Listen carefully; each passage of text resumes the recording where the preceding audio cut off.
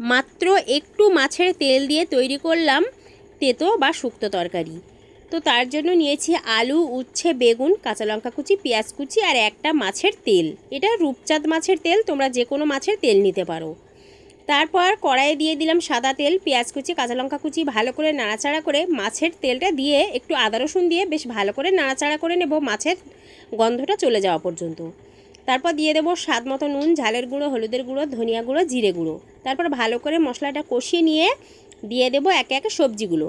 আর সবজিগুলো কীভাবে কেটে নিয়েছি তোমরা অবশ্যই ভিডিও দেখে বুঝতে পারছো।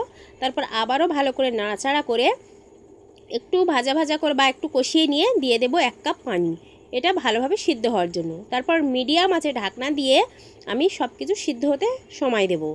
তারপর যখনই ভালোভাবে সিদ্ধ হয়ে যাবে, ভালো করে নাড়াচাড়া করে পানিটা শুকিয়ে যখনই তেলটা উপরে উঠে আসবে, তখনই আমাদের শুক্তো বলো বা তেতো তরকারি বলো রেডি।